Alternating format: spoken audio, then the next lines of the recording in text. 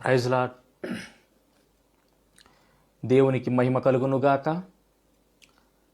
ముందుగా అందరికీ కూడా నా యొక్క మరణాత తెలియజేస్తూ ఉన్నాను. దేవుని వాక్యాన్ని చదువుకుందాము. మత్తయి సువార్త 7వ అధ్యాయము 7వ వచనము. మత్తయి సువార్త 7వ అధ్యాయము 7వ వచనము. అడుగుడి మీకు ఇయ్యబడును, వెదకుడి మీకు దొరకును, తట్టుడి మీకు తీయబడును. అడుగు ప్రతి వాడును పొందును, వెదకువానికి దొరుకును, తట్టువానికి తీయబడును. దేవుడి పరిశుద్ధ వాక్యం బట్టి మనందరూ కూడా దీవించి ఆశీర్వదించునుగాక. చిన్న ప్రార్థన చేసుకుందాము. మహాపరిశుద్ధుడా, మహోన్నతుడా, సర్వశక్తిమంతుడా, ఈ వాక్యాన్ని వినాలని ఆశపడుతున్నాం ప్రభువా. అయ్యా, మీరే మాతో మాట్లాడమని, కేవలము నీ నోటి బూరగా మాత్రమే నేను వాడబడే ధన్యతను అనుగ్రహించుమని, పరిశుద్ధాత్మదేవ నీ సహాయము సహవాసము నిండుగా మెండుగా అనుగ్రహించమని, నీ బిడ్డలతో నాతో మీరే మాట్లాడమని, మా కొరకు మాట్లాడడానికి సిద్ధముగా ఉన్న యేసుక్రీస్తు వారి శ్రేష్టమైన నామములు అడిగి వేడుకొనుచున్నాను పరమ తండ్రి, ఆమెన్. దేవదేవుని నామం మీ ಎಲ್ಲರಿಗೂ కూడా నా యొక్క శుభాలు తెలియజేస్తూ ఉన్నాను. అతి శ్రేష్టమైనటువంటి ప్రాముఖ్యమైనటువంటి అంశములోనికి మనము ప్రవేశిస్తూ ఉన్నాము. ప్రతి క్రైస్తవుడు కూడా తెలుసుకోవలసినటువంటి అంశం ఇది. ఖచ్చితముగా ఈ అంశము గురించి అందరము కూడా తెలుసుకోవాల్సిన వారమై ఉన్నాము. ఇక్కడ మత్తయి సువార్త 7వ అధ్యాయము 7వ వచనములో ఉన్న వాక్యము అందరికీ కూడా కంటత వచ్చిన వాక్యమే. ఎందుకంటే ప్రార్థనలో ఎక్కువ ఈ వాక్యాన్ని ఎత్తి ప్రార్థన చేయడము అలవాటుగా ఉంది. అడుగుడి మీకు ఇయ్యబడును, వెదకుడి దొరకును, తట్టుడి తెరవబడును అనేటటువంటి ఈ వాగ్దానము, ఈ వాక్యమును ఖచ్చితముగా ఎత్తి ప్రార్థనలో ఎక్కువగా చేసేటటువంటి అలవాటు మనందరము కలిగి ఉన్నాం. చాలా మంచిది. కానీ గమనించవలసినటువంటి మాట ఏమిటంటే, అడుగుడి మీకు ఇయ్యబడును అనేటటువంటి దాని తర్వాత చెప్పబడిన మాట, వెదకుడి మీకు దొరకును. ఈ మాట స్వయముగా యేసుక్రీస్తు ప్రభువారే చెప్తూ ఉన్నారు. కొండ మీద ప్రసంగములో చెబుతున్నటువంటి మాట ఇది. వెదకుడి మీకు దొరకును. ఏం వెతకమంటున్నాడు ప్రభువు? మనం ఏం వెతుకుతున్నాము? కానీ ఒక పని చెబుతూ ఉన్నాడు దేవుడు, వెదకమంటూ ఉన్నాడు. యేసుక్రీస్తు ప్రభువారే చెబుతున్నటువంటి పని వెదకుడి అంటూ ఉన్నాడు. ఏం వెతకమంటూ ఉన్నాడు ఆయన? మనం ఏం వెతుకుతూ ఉన్నాము? ఆయన చెప్పింది వెతికితే గనక ఖచ్చితంగా దొరుకుతుంది అని ఆయన వాగ్దానం చేస్తూ ఉన్నాడు. వాగ్దానం చేసిన దేవుడు నమ్మదగినవాడు. మనమైనా మాటిచ్చి తప్పుతామేమో, ఆయన మాట ఇచ్చి తప్పేటటువంటి దేవుడు కాదు. దేవునికి మహిమ కలుగును గాక. అంటే ఆయన వెదకమని చెప్పినది మనం వెతికితే ఖచ్చితంగా అది దొరుకుతుందంట. మరి అసలు ఏం వెతకాలి ప్రభువా అని మనము అడగగలిగితే ఆయన ఖచ్చితంగా మనకు వాక్యం ద్వారా ఆయన మనకు తెలియజేయడం జరుగుతూ ఉంది. దేవునికి మహిమ కలుగును గాక. ఏం వెతకాలి ప్రభువా అని మనం అడిగినట్లయితే కనుక అదే మత్తయి సువార్త 6వ అధ్యాయము 33వ వచనం మనం చూసినట్లయితే కనుక ఆయన వెతకమని చెబుతున్నది మనం వెతుకుతున్నామా లేకపోతే వేరేదేమైనా వెతుకుతున్నామా అనేటటువంటి విషయాన్ని మనము గమనించుకున్నట్లయితే కనుక ఆయన ఏం వెతకమన్నాడు అని చూస్తే మత్తయి సువార్త 6వ అధ్యాయం 33వ వచనం చూసినట్లయితే కనుక, కాబట్టి మీరు ఆయన రాజ్యమును నీతిని మొదట వెదకుడి. అంటే ప్రధానముగా ఖచ్చితంగా మొట్టమొదటిగా మనం వెతకవలసినది ఆయన రాజ్యమును నీతిని మనము వెదకాలి. అందుకనే వెదకుడి మీకు దొరకును అని అక్కడ ఆయన మాటిస్తూ ఉన్నాడు. ఒక పని చెబుతూ ఉన్నాడు ఆయన మనకు. మరి మనం ఏం వెతుకుతూ ఉన్నాము? ఆయన ఆయన ఏం వెతకమన్నాడు అది వెతికితే ఖచ్చితంగా దొరుకుతుందని చెప్తున్నాడు ఆయన. కానీ మనం ఏం వెతుకుతున్నాం అన్నది మనం ఈ రోజున ప్రశ్నించుకోవాల్సిన వారమై ఉన్నాము. ఆయన చెప్తున్న మాట ఏమిటంటే, మీరు రాజ్యమును నీతిని మొదట వెతకుడి అని ఆయన చెప్తున్నారు. దేవుని మహిమ కలుగును కాక. దేవుని రాజ్యాన్ని మనం వెతకవలసిన వారమై ఉన్నాము. ఆయన నీతిని మనం వెతకవలసిన వారమై ఉన్నాము. అప్పుడు అవన్నీ మీకు అనుగ్రహింపబడును. ఈ మత్తయి సువార్త 6వ అధ్యాయం 33వ వచనం పైన వచనం ఒకసారి మనం గమనించినట్లయితే కనుక మనకు అర్థమవుతుంది క్లియర్గా. మత్తయి సువార్త 6వ అధ్యాయము. ఇదంతా కూడా కొండ మీద చెప్పినటువంటి ప్రసంగమే కాబట్టి అనేకమైనటువంటి విషయాలు మనకు కనపడుతూ ఉన్నాయి ఇక్కడ. మత్తయి సువార్త 6వ అధ్యాయము 32వ వచనం చూస్తే, ఇవన్నీ మీకు కావాలని మీ పరలోకపు తండ్రికి తెలియను అని 32లో చెప్తూ ఉన్నారు. కానీ పైనుంచి చూసుకొస్తే కనుక 26 నుంచి మనం చదివితే మనకు అర్థమయ్యే విషయం చూస్తే కనుక, ఆకాశ పక్షులను చూడడి, అవి విత్తవు కోయవు, కొట్లలో కూర్చుకున్నవు, అయినను మీ పరలోకపు తండ్రి వాటిని పోషించుచున్నాడు. మీరు వాటికంటే బహుశ్రేష్ఠులు కారా? వాటిని పోషిస్తున్నటువంటి నేను మిమ్మల్ని పోషించనా అని అడుగుతూ ఉన్నాడు. దేవునికి మహిమ కలుగును గాక. మనము వెదికేది ఎలాంటిది అంటే కనుక, తాత్కాలికంగా ఉండేదాన్ని మనం వెతుకుతూ ఉన్నాము. క్షయమైన దానిని మనం వెతుకుతూ ఉన్నాము. అక్షయమైన దాన్ని మనం వెతకటం లేదు. క్షయమయ్యేటటువంటి దాన్ని మనం వెతుకుతూ ఉన్నాం. ఒక మాటలో చెప్పాలంటే, భూ సంబంధమైనది మనం వెతుకుతున్నాము కానీ పరలోక సంబంధమైనది మనం వెతకడం లేదు. మనం వెతకవలసినది పైనున్న వాటిని అని కూడా పరిశుద్ధ గ్రంథంలో రాయబడింది. కాబట్టి మనము ఏం వెతకాలి, ఏం వెతుకుతున్నాము అన్నదాన్ని మనము గమనించుకోవాలి.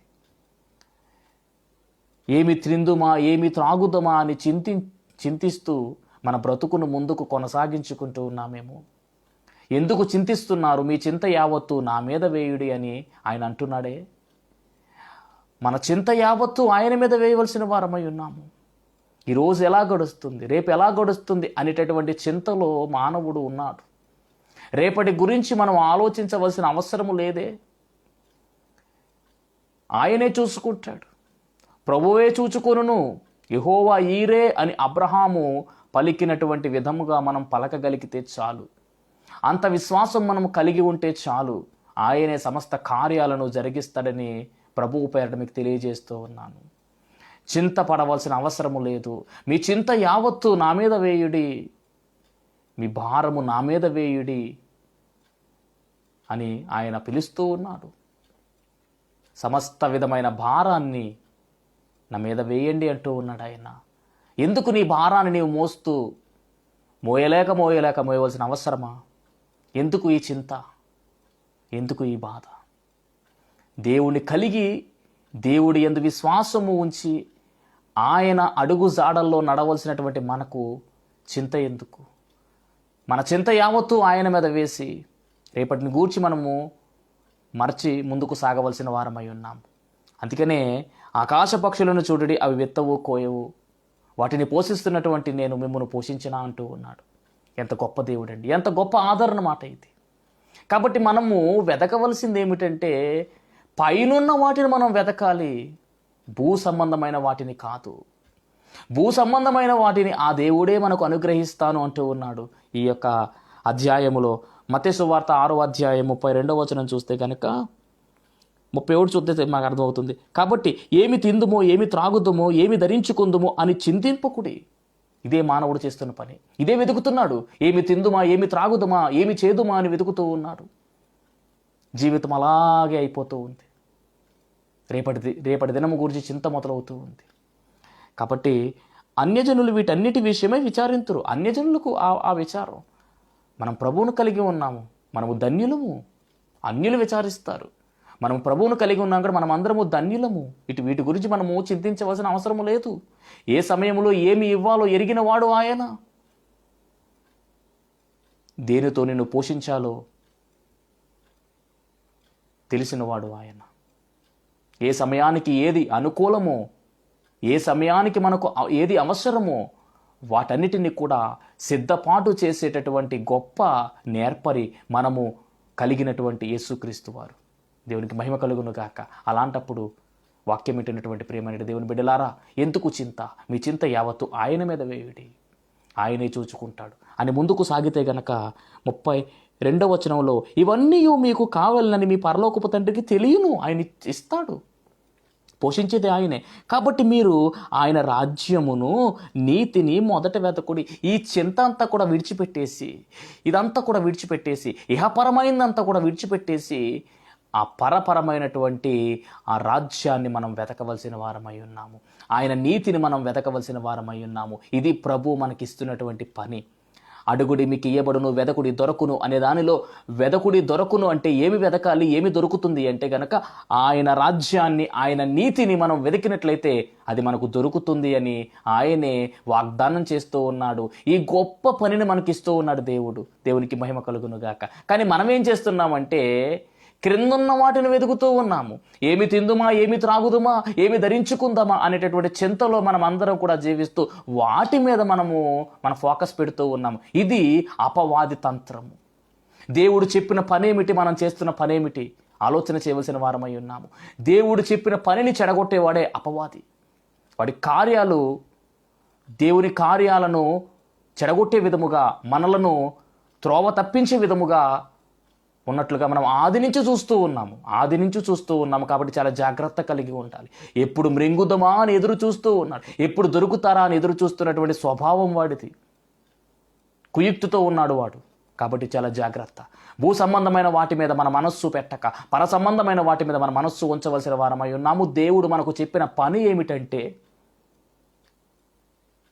మొదట నా రాజ్యాన్ని, నీతిని వెతకండి. చాలా గొప్ప పని అండి ఇది, చాలా మంచి పని, దొరుకుతుంది అని కూడా ఆయన చెప్తూ ఉన్నాడు. దేవునికి మహిమ కలుగును గాక. కాబట్టి మన వాక్యాన్ని ముందు కొనసాగించుకుంటే కనుక మనము వెతకవలసినది ఆయన రాజ్యమును. నీతి గురించి తర్వాత మాట్లాడుకుందాం. ముందుగా ఆయన రాజ్యం గురించి మాట్లాడుకోవాలి. ఎందుకంటే చాలా పెద్ద సబ్జెక్ట్ ఇది, చాలా ప్రాముఖ్యమైనది, ప్రతి ఒక్కరూ కూడా తెలుసుకోవలసినటువంటి అంశము. దేవునికి మహిమ కలుగును గాక. రాజ్యమును వెతకాలి, ఆయన రాజ్యాన్ని వెతకాలి.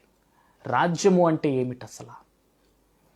వాక్యములోనికి వెళ్తే గనక లూకాసు వార్త 12వ అధ్యాయము 31వ వచనము.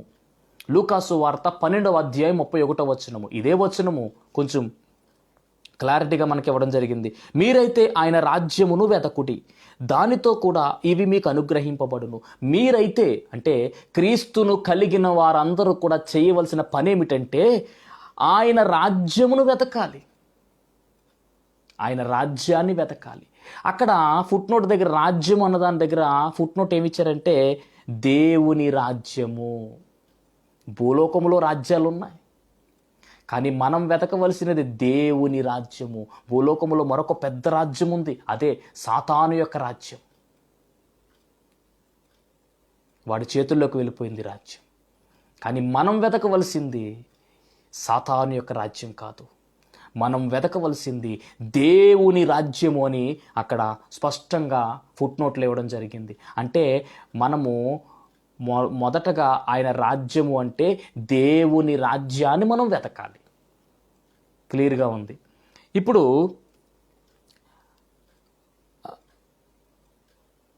ఆ కింద మళ్ళీ ఏం చెప్తున్నారంటే లోకాసు వార్త 12:30 చదివితే కనుక ఈ లోకపు జనులు వీటన్నిటిని వెతుకుదురు, ఇవి మీకు కావలసినవి. ఇంకా సేమ్ ఇందాక మనం మత్తయి సువార్త చదివింది, ఇక్కడ లోకాసు వార్తలో కూడా సేమ్ చెప్తూ ఉన్నారు. ఏదేమైనా క్రీస్తును కలిగి ఉన్న మనం అందరము కూడా ఏమి వెతకాలి అంటే దేవుని రాజ్యాన్ని వెతకాలి. ఓకే, ఇప్పుడు కొలస్సీ రాసిన పత్రిక 3వ అధ్యాయము 1వ వచనం. అపోస్తలుడైన పౌలు కొలస్సీ సంఘానికి రాసిన పత్రికలో ఇందాక మనం చెప్పుకున్నాం కదా, ఆ మాటలు ఇక్కడ ఉన్నాయి. 3వ అధ్యాయం 1-2 వచనం చూస్తే, మీరు క్రీస్తుతో కూడా లేపబడిన వారైతే, అంటే మనమందరము కూడా పైనున్న వాటినే వెతకుడి, అక్కడ క్రీస్తు దేవుని కుడిపార్శ్వమున కూర్చుండి ఉన్నాడు, పైనున్న వాటి మీదనే కానీ భూ సంబంధమైన వాటి మీద మనస్సు పెట్టుకొనకుడి. ఇది ఇందాక నుంచి మనం చెప్పుకున్నటువంటి వాక్యము. కాబట్టి మన టార్గెట్ ఏమిటంటే, మనం వెతకవలసింది ఏమిటంటే భూ సంబంధమైనది కాదు, పర సంబంధమైనది మనం వెతకాలి. పైనున్న వాటినే మనం వెతకాలి, అనగా దేవుని రాజ్యమును మనము వెతకవలసిన వారమై ఉన్నాము, నీతిని వెతకవలసిన వారమై ఉన్నాము. ఓకే, ఇప్పుడు ఒక డౌట్ వస్తూ ఉంది. ఏమిటంటే దేవుని రాజ్యము మరియు పరలోక రాజ్యము రెండు ఒకటేనా, లేదా దేవుని రాజ్యము వేరు పరలోక రాజ్యము వేరు అవుతుందా? మనం చూడవలసిన వారమై ఉన్నాం. దేవుని రాజ్యమన్నా పరలోక రాజ్యమన్నా ఒకటా కాదా అన్న విషయాన్ని మనం చూసి ముందుకు వెళ్ళవలసిన వారమై ఉన్నాం. ఎందుకంటే మనం వెతకవలసింది దేవుని రాజ్యం. మరి పరలోక రాజ్యం ఏమిటి, రెండు ఒకటా కాదా అన్నది మనం చూస్తే కనుక ఇది కూడా వాక్యాధారముగా మనం చూడవలసిన వారమై ఉన్నాం. ఎందుకంటే ఎవరిష్టానుసారముగా వాళ్ళు డిక్లేర్ చేయడం కుదరదు. వాక్యము ఏం చెబుతూ ఉంది అది మనము ధ్యానించి దాన్ని బట్టి రెండు ఒకటా కాదా, పరలోక రాజ్యం అన్నా దేవుని రాజ్యం అన్నా ఒకటా కాదా అన్నది మనం చూడవలసిన వారమై ఉన్నాం. కాబట్టి ముందుగా లేఖనాలను పరిశీలన చేద్దాం. మత్తయి సువార్త 4వ అధ్యాయం 17వ వచనము. మత్తయి సువార్త 4వ అధ్యాయం 17వ వచనం చాలా జాగ్రత్తగా గమనించాలి. యేసు, పరలోక రాజ్యము సమీపించి ఉన్నది గనుక మారు మనస్సు పొందుడని చెప్పుచు ప్రకటింప మొదలుపెట్టెను. యేసుక్రీస్తు ప్రభువు వారు చెప్తున్నటువంటి మాట ఏమిటంటే, పరలోక రాజ్యము సమీపించి ఉన్నది గనుక మారు మనస్సు పొందుడని చెప్పుచు ప్రకటింప మొదలుపెట్టెను. అంటే పరలోక రాజ్యం సమీపించిందని చెప్తూ ఉన్నారు యేసుక్రీస్తు ప్రభువు వారు మత్తయి సువార్తలో. అలాగే మార్కు సువార్త 1:15 చూస్తే కనుక, కాలము సంపూర్ణమై ఉన్నది, ఇది కూడా యేసుప్రభు చెప్తున్న మాటే, కాలము సంపూర్ణమై ఉన్నది, దేవుని రాజ్యము సమీపించి ఉన్నది, మారు మనస్సు పొంది సువార్తను నమ్ముడని చెప్పుచు దేవుని సువార్త ప్రకటించుచు గలిలియాకు వచ్చెను. మత్తయి సువార్తలో యేసుక్రీస్తు ప్రభువు వారు పరలోక రాజ్యము సమీపించి ఉన్నది అని చెప్పినట్టుగా మనం చూస్తూ ఉన్నాము. మార్కు సువార్తలో దేవుని రాజ్యము సమీపించి ఉన్నది అంటున్నారు. సందర్భము ఒకటే కానీ మత్తయి సువార్తలోనేమో పరలోక రాజ్యము అని చెప్పబడింది, మార్కు సువార్తలో దేవుని రాజ్యము అని చెప్పబడింది. ప్రకటించింది ప్రభువే, కానీ మత్తయి సువార్తలో అయితే పరలోక రాజ్యం అని రాయబడింది, మార్కు సువార్తలో దేవుని రాజ్యం అని రాయబడింది. ఇంకా సందర్భాలు చూద్దాం. ఈ ఒక సందర్భము మనం తీసుకుంటే సరిపోదు, కానీ ఇంకా సందర్భాలు చూస్తే కనుక ఇంకా కొటేషన్ చూపిస్తాను మీకు. దాన్ని బట్టి రెండు ఒకటా కాదన్నది మీరే డిసైడ్ చేయొచ్చు. ఓకే, రెండవదిగా చూస్తే కనుక మత్తయి సువార్త 11వ అధ్యాయము 12వ వచనము. మత్తయి సువార్త 11:12 పరలోక రాజ్యము బలాత్కారంగా పట్టబడుతుంది. అలాగే లూకా సువార్త 16వ అధ్యాయం 16వ వచనము, బలాత్కారులు దేవుని రాజ్యాన్ని ఆక్రమిస్తున్నారు. రెండు ఒకటే సందర్భాలు. బలాత్కారులు పరలోక రాజ్యం బలాత్కారంగా పట్టబడుతుంది, అలాగే బలాత్కారులు దేవుని రాజ్యాన్ని ఆక్రమిస్తున్నారు. మత్తయి సువార్తలో పరలోక రాజ్యము అని రాయబడింది, లూకా సువార్తలో దేవుని రాజ్యం అని రాయబడింది. ఓకే, మరొక సందర్భం, మూడో సందర్భం చూస్తే కనుక మత్తయి సువార్త 11వ అధ్యాయం 11వ వచనము. 11 పరలోక రాజ్యములో అల్పుడు యోహాను కంటే గొప్పవాడు. పరలోక రాజ్యములో అంట అల్పుడు యోహాను కంటే గొప్పవాడని రాయబడింది. అలాగే లూకా సువార్త 7వ అధ్యాయము 28వ వచనం చూస్తే దేవుని రాజ్యములో అల్పుడు యోహాను కంటే గొప్పవాడు. సేమ్ సందర్భం. యోహాను కంటే గొప్పవాడు ఎవడంటే పరలోక రాజ్యములో అల్పుడైనటువంటి వాడు యోహాను కంటే గొప్పవాడు. అలాగే దేవుని రాజ్యంలో ఎవరు గొప్పవాడంటే యోహాను కంటే ఎవరు గొప్పవాడంటే అల్పుడు గొప్పవాడని రాయబడింది. సందర్భాలు ఒకటే, యోహాను కంటే ఎవరు గొప్పవాడన్న దాని గురించి చెప్తున్నారు. కానీ మత్తయి సువార్తలో పరలోక రాజ్యం అని రాయబడింది, లూకా సువార్తలో దేవుని రాజ్యం అని రాయబడింది. అలాగే మత్తయి సువార్త 13:11 చూస్తే కనుక పరలోక రాజ్య మర్మాలు మీకు అనుగ్రహింపబడ్డాయి అని, పరలోక రాజ్య మర్మాలు మీకు అనుగ్రహింపబడ్డాయని చెప్పి మత్తయి సువార్తలో రాయబడితే, మార్కు సువార్త 4:11లో దేవుని రాజ్య మర్మాలు మీకు అనుగ్రహింపబడ్డాయి. అంటే పరలోక మర్మాలన్నా దేవుని రాజ్య మర్మాలన్నా ఒకటే అని ఇక్కడ మనం డిక్లేర్ చేసుకోవచ్చు. అలాగే మరొక సందర్భం కూడా చూపిస్తూ ఉన్నాను. మత్తయి సువార్త 19:23 చూస్తే కనుక ధనవంతుడు పరలోక రాజ్యంలో ప్రవేశించుట అసాధ్యము అని చెప్పారు ప్రభువారు. ధనవంతుడు పరలోక రాజ్యంలో ప్రవేశించడం అసాధ్యం అని చెప్పారు. అలాగే మార్కు సువార్త, లూకా సువార్త మనం చూస్తే కనుక, లేదా మార్కు సువార్త 10:23 అలాగే లూకా సువార్త 18:24 చూస్తే ఆస్తి గలవాడు దేవుని రాజ్యంలో ప్రవేశించడం దుర్లభము.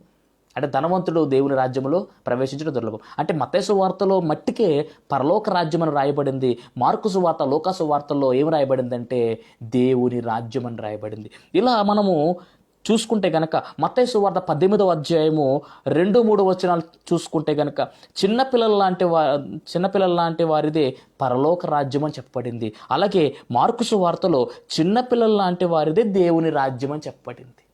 అంటే ఇవన్నీ మనం చూసుకుంటే, అలాగే ఉపమానాలు కూడా ఉన్నాయి. ఉపమానాలు కూడా ఆవగింజంత ఉపమానంలో కూడా మనం చూసినట్లయితే కనుక పరలోక రాజ్యం అని చెప్పబడుతూ ఉంది. మత్తయి సువార్తలో ఉన్నటువంటి ఉపమానము, లూకా సువార్తలో ఉన్నటువంటి ఉపమానము ఎలా చూసుకున్నా కానీ, అలాగే పులియని పిండి ఈ ఉపమానం కూడా. అంటే ఒకటి అర్థం చేసుకోవాలి మనం, మత్తయి సువార్తలో మాత్రమే పరలోక రాజ్యము అని రాయబడింది. అదే సందర్భాన్ని మార్కు రాసిన, లూకా రాసిన దేవుని రాజ్యమును రాశారు. అంటే ఇవన్నీ టాలీ చేస్తే పరలోక రాజ్యము అన్న దేవుని రాజ్యము అన్న రెండు ఒక్కటే. పరలోక రాజ్యము ఈజ్ ఈక్వల్ టు దేవుని రాజ్యము. ఇంకా ఏమాత్రము సందేహము లేదు.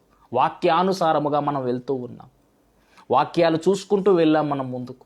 కాబట్టి దేవుని రాజ్యము అనగా దేవుడు ఉండే రాజ్యం, పరలోక రాజ్యమే ఆ రాజ్యము. కాబట్టి రెండు ఒకటే. ఇప్పుడు మనం వెతకవలసింది ఏమిటంటే దేవుని రాజ్యము లేదా పరలోక రాజ్యమును మనం వెతకవలసిన వారమై ఉన్నాము.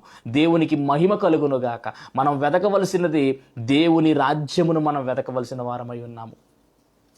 అలాగే ఆ రెండు కూడా ఒకటే అనే విషయం కూడా మనకు తెలిసింది. గమనించవలసిన మాట ఏమిటంటే ఖచ్చితంగా ప్రతి క్రైస్తవుడు కూడా ఈ దేవుని రాజ్యము లేదా పరలోక రాజ్యం గురించి అవగాహన కలిగి ఉండవలసిన వారమై ఉన్నాం. ఎందుకు అంటే మొట్టమొదట సువార్త అనేది ఎలా ప్రారంభమైంది అనేది మనం గమనిస్తే యేసుక్రీస్తు ప్రభు వారి కన్నా ముందుగా వచ్చినటువంటి బాప్తిస్మిచ్చి యోహాను అరణ్యములో నుంచి ఒక కేక వేస్తూ ఉన్నాడు. ఆయన నోట నుంచి వచ్చిన మొదటి మాట అది. గమనించాలి. ఎందుకు అంటే పాత నిబంధన గ్రంథము అనగా మలాకీ తర్వాత గ్యాప్ వచ్చింది. 400 సంవత్సరాలు నిశ్శబ్ద కాలం అన్నారు దాన్ని. నిశ్శబ్ద కాలం తర్వాత ఒక కేక వినపడుతూ ఉంది. అరణ్యములో నుంచి ఒక కేక వినపడుతూ ఉంది. ఆ కేక యోహాను, బాప్తిస్మిచ్చి యోహాను కేకది. ఆయన మొట్టమొదటిగా పలుకుతున్నటువంటి మాట ఏమిటో గమనిస్తే నిజంగా ఈరోజు మనం చెప్పుకుంటున్నటువంటి అంశము చాలా విలువైన అంశమని మీకు అర్థమవుతుంది. దేవుని మహిమ కలుగును గాక. అందుకని ప్రతి క్రైస్తవుడు కూడా నేర్చుకోవాల్సిన పాఠం ఇది. దీన్ని ప్రక్కన పెట్టకూడదు, నిర్లక్ష్యం చేయకూడదు. చూద్దాం. మత్తయి సువార్త 3వ అధ్యాయము 2వ వచనం. నిశ్శబ్ద కాలం తర్వాత జరిగినటువంటి కార్యం. మత్తయి సువార్త 3వ అధ్యాయం 2వ వచనం. పరలోక రాజ్యము సమీపించి ఉన్నది. మొట్టమొదటి సువార్త ఎలా వెళ్తుందో చూద్దాం. పరలోక రాజ్యము సమీపించి ఉన్నది, మారు మనస్సు పొందుడని యోదయ అరణ్యములో ప్రకటించుచుండెను. ఎవరండి ప్రకటన చేస్తున్నారంటే బాప్తిస్మిచ్చి యోహాను. మొట్టమొదటిగా అంటున్న మాట పరలోక రాజ్యము సమీపించి ఉన్నది. ముందు మారు మనసు అని చెప్పట్లేదు అక్కడ. పరలోక రాజ్యము సమీపించి ఉన్నది కాబట్టి మారు మనస్సు పొందుడని యోదయ అరణ్యములో ప్రకటించుచున్నాడు. ఎవరు అంటే బాప్తిస్మిచ్చి యోహాను. అలాగే ఈ యోహాను దగ్గర యేసుక్రీస్తు ప్రభువారు వచ్చి బాప్తిసం తీసుకున్న తరువాత 40 రోజులు ఆయన ఉపవాసము ఉన్నట్టుగా మనకందరికీ తెలుసు. దేవునికి మహిమ కలుగును గాక. ఆయన ఉపవాసము తరువాత ఏం జరిగింది అంటే ఆయన సేవ పరిచర్య ప్రారంభించడము మనం ఎరిగిన వారమై ఉన్నాము. యేసుక్రీస్తు ప్రభు వారి యొక్క సేవా పరిచర్య ప్రారంభంలో బాప్తిస్మిచ్చి యోహాను పట్టబడినటువంటి విషయము యేసుక్రీస్తు ప్రభు వారికి తెలిసింది. తెలిసిన తరువాత యేసుక్రీస్తు ప్రభు వారి యొక్క పరిచర్య ఎలా మొదలవుతుందో చూస్తే యేసు అనగా మత్తయి సువార్త 4వ అధ్యాయం 17వ వచనం చూద్దాం. మత్తయి సువార్త 4:17లో చూస్తే యేసుక్రీస్తు ప్రభు వారు పలుకుతున్న మాట, యేసు పరలోక రాజ్యము సమీపించి ఉన్నది.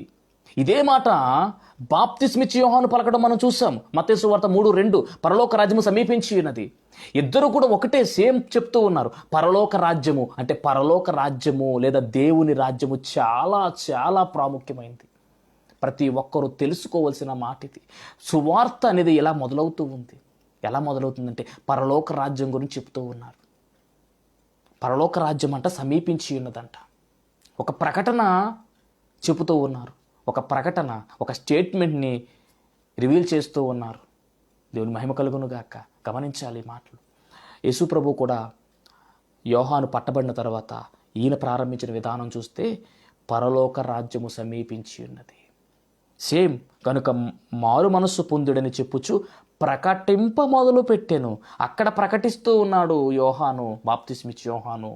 ఇప్పుడు యేసుక్రీస్తు ప్రభువారు కూడా అదే ప్రకటన చేస్తూ ఉన్నాడు. దీని ద్వారా మనము గొప్ప పాఠాన్ని నేర్చుకుంటున్నాం.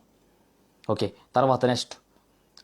అలాగే మార్కు సువార్త, మత్తయి సువార్తలో పరలోక రాజ్యం అని రాయబడింది. మార్కు సువార్త 1:15 చూస్తే యేసు ప్రభు చెప్తున్న మాట ఇది, కాలము సంపూర్ణమై ఉన్నది, దేవుని రాజ్యము సమీపించి ఉన్నది. పరలోక రాజ్యము లేదా దేవుని రాజ్యం ఏమైంది? సమీపించి ఉన్నది. మారు మనసు పొంది సువార్తను నమ్ముడి అని చెప్పుచు దేవుని సువార్త ప్రకటించుచు గలిలయకు వచ్చెను. యోహాను గారు చెప్పిన, బాప్తిస్మిచ్చి యోహాను గారు ప్రకటించిన, యేసుక్రీస్తు వారు ప్రకటించిన ఒకటే, పరలోక రాజ్యము సమీపించి ఉన్నది అని సువార్తను ప్రారంభించినట్టుగా మనం చూస్తూ ఉన్నాం. దేవునికి మహిమ కలుగును గాక. అక్కడితో ఆగిపోయిందంటే అక్కడితో ఆగలేదు. శిష్యులు కూడా ఇదే కోవలో వెళ్ళారండి. శిష్యులు కూడా ఇదే ప్రాసెస్లో వెళ్తాం మనం చూస్తూ ఉన్నాం. మత్తయి సువార్త 10వ అధ్యాయం 7వ వచనం చూస్తే కనుక యేసుక్రీస్తు ప్రభు వారు శిష్యులు పంపిస్తూ అంటున్న మాట, పరలోక రాజ్యము సమీపించి ఉన్నదని ప్రకటించుడి. మొట్టమొదటిగా బాప్తిస్మిచ్చి యోహాను ప్రకటించాడు.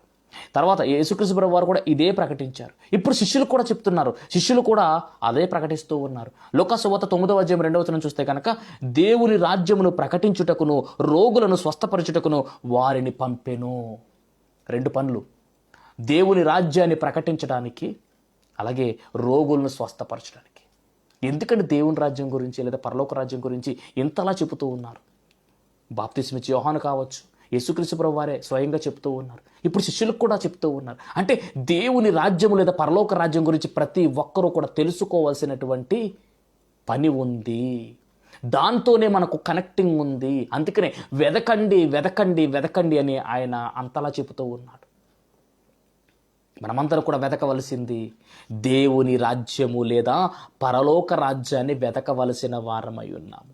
ఎంత ప్రాముఖ్యమైన విషయం వస్తుందో గమనిస్తున్నారా? దేవునికి మహిమ కలుగును గాక.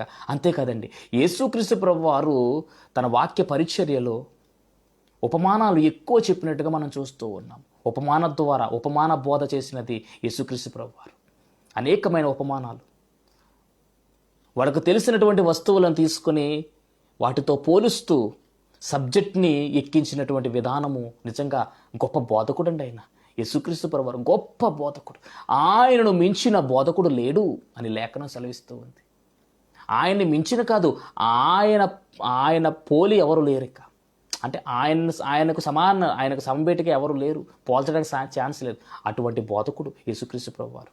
దేవునికి మహామహిమ కలుగును గాక. ఆయన ఉపమానాలు చూస్తే కనుక దేవుని రాజ్యాన్ని పోల్చి చెప్పిన ఉపమానాల్లో 10 ఉపమానాలు ఉన్నాయండి ఏకంగానే. దేవుని రాజ్యం లేదా పరలోక రాజ్యాన్ని పోలిస్తూ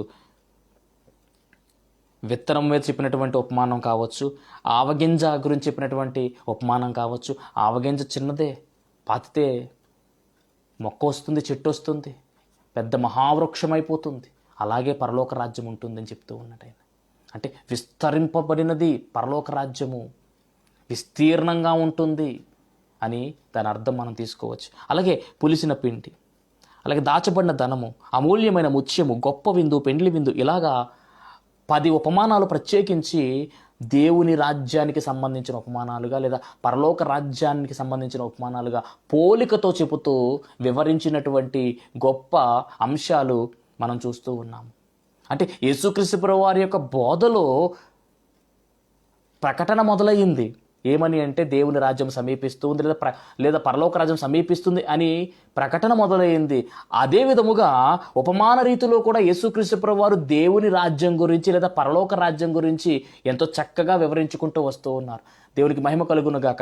ఎందుకు ఇంతలా వివరించవలసి వచ్చింది అంటే దేవుని రాజ్యం యొక్క ప్రాముఖ్యత గురించి మనము తెలుసుకోవాల్సినటువంటి బాధ్యత మన మీద ఉంది. అందుకనే వెదకుడి దొరకును అనేటువంటి మాట అక్కడ వాడుతూ ఉన్నారు. ఏం వెతకాలి అన్నది మానవుడు మర్చిపోయాడు. దేవుడు చెప్పినది వెతకకుండా అనవసరమైన దాన్ని వెతుకుతూ టైం వేస్ట్ చేసుకుంటున్నాడు, కాలాన్ని వృధా చేసుకుంటున్నాడు. అంతా కూడా వేస్ట్ అయిపోతూ ఉంది. దేవుడు వెతకమనవలసినది, దేవుడు చెప్పినది ఏమిటంటే కనుక పరలోక రాజ్యాన్ని వెతుకు, దేవుని రాజ్యాన్ని వెతుకు అన్నాడు. అందుకని ఇవన్నీ తీసుకుంటూ వస్తూ ఉన్నాడు. ఉపమానాలు కూడా చెప్పడం జరిగింది. ఎన్ని ఉపమానాలు? ఇంచుమించు 10 ఉపమానాలు ఉన్నాయండి. దేవుని మహిమ కలుగును గాక.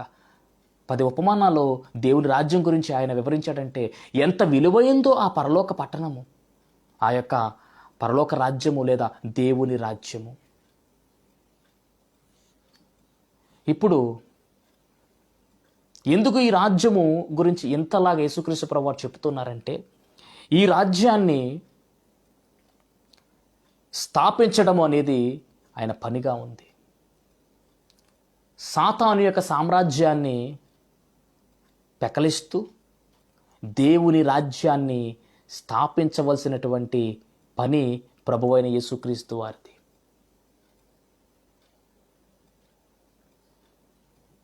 ఒక ప్రవచనం కూడా పూర్వకాలంలో చెప్పబడింది. ఆ ప్రవచనం చూస్తే మనకు ఆశ్చర్యం కలుగుతుంది. చూద్దాం. దానియేలు గ్రంథము 2వ అధ్యాయము 44వ వచనము. ఆ రాజుల కాలములలో పరలోకమందున్న దేవుడు ఒక రాజ్యము స్థాపించును. పరలోకమందున్న దేవుడు ఒక రాజ్యము స్థాపించును. దానికెన్నటికి నాశనము కలుగదు. ఆ రాజ్యము దాని పొందిన వారికి గాక మరెవరికి చెందదు. ఎవరైతే ఆ రాజ్యాన్ని పొందుకుంటారో వారికే చెందుతుంది. వ్యక్తిగతానికి సంబంధించిన రాజ్యం ఇది.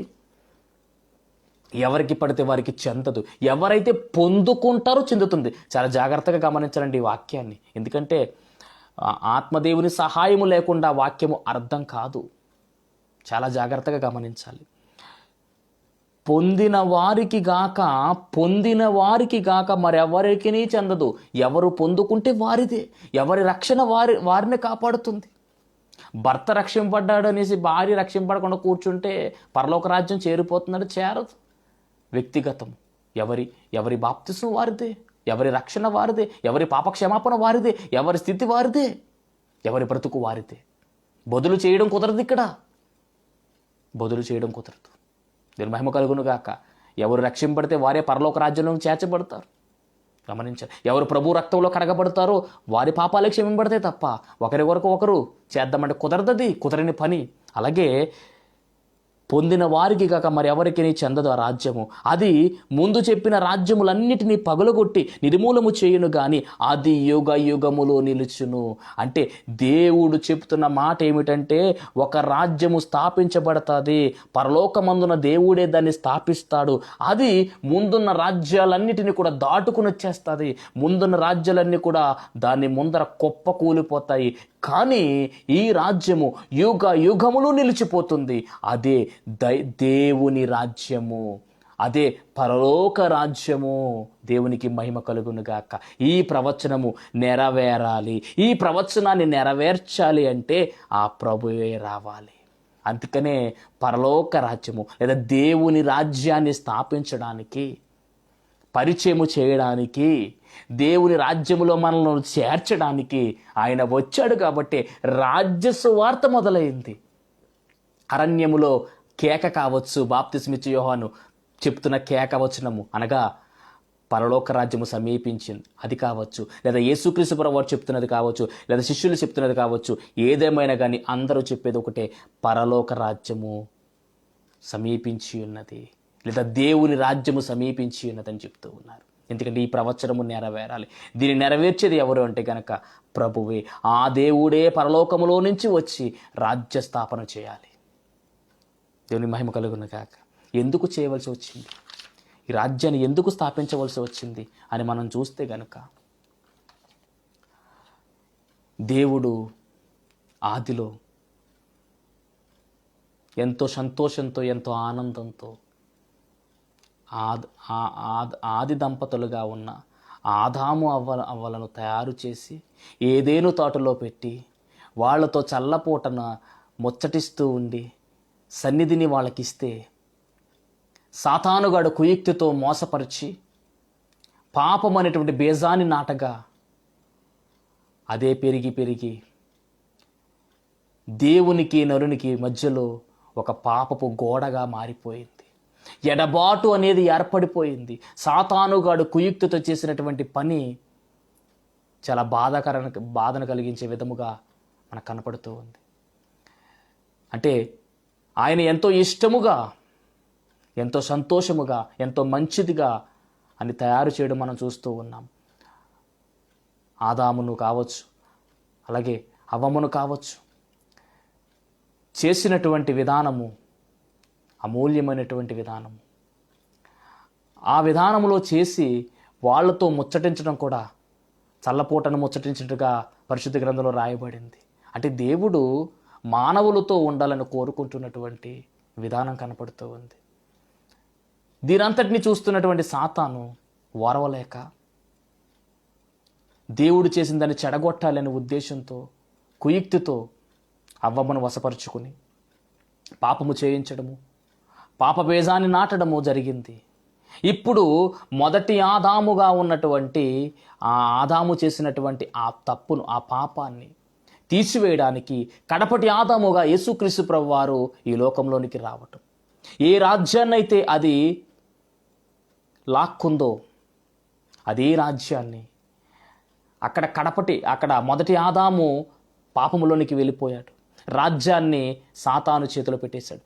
కానీ కడపటి ఆదాముగా ప్రభువైన యేసుక్రీస్తు వారు ఏ తప్పు, ఏ పాపముకు చోటివ్వకుండా, చుట్టూ పాపం ఉన్నా కానీ ఏ పాపమును అంటించుకోకుండా ఆయన పుట్టుకలో పరిశుద్ధత, జీవన విధానములో పరిశుద్ధత, జన్మ పాపము కానీ, నైజ పాపము కానీ, కర్మ పాపము కానీ ఏది కూడా లేకుండా పర్ఫెక్ట్గా జీవించి, చుట్టూ పాపము ఉన్నా కానీ ఏ పాపము కూడా అంటనివ్వకుండా పరిశుద్ధంగా జీవించి, సాతానుకు ఎక్కడ కూడా అవకాశం ఇవ్వకుండా వాడు వేసినటువంటి ఆ యొక్క కుయుక్తి ఆలోచన ఏదైతే ఉందో, మొదటి ఆదాము మోసంలోనికి తీసుకున్నటువంటి ఆలోచన యేసుక్రీస్తు ప్రభువు వారి మీద ప్రయోగించినా కానీ ఎలాంటి దానికి ఆయన లొంగిపోకుండా గొప్ప విజయాన్ని, మరణ భయము అనేటటువంటి ఆ యొక్క దానిని తొలగించి గొప్ప విజయాన్ని మనకిచ్చినటువంటి విధానం మనం చూస్తూ ఉన్నాం. దేవునికి మహిమ కలుగును గాక.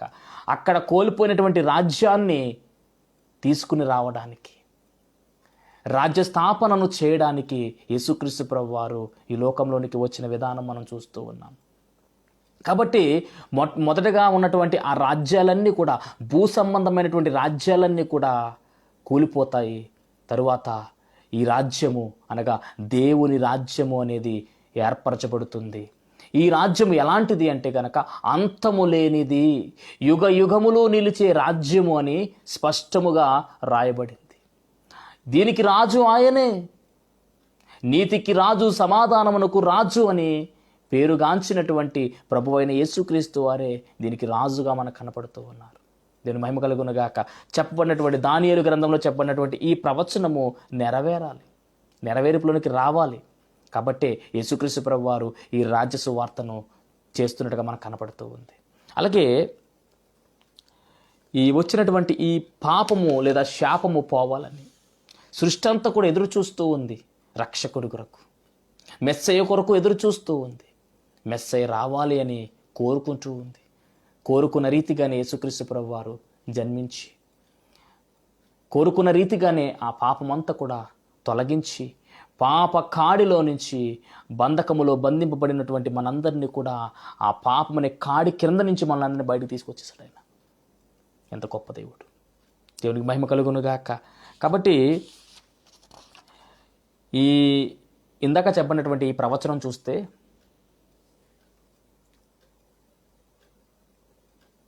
బబులోను అనేటటువంటి సామ్రాజ్యమును ఏలుబడి చేస్తున్నటువంటి రాజు నెబుకద్నెజరు.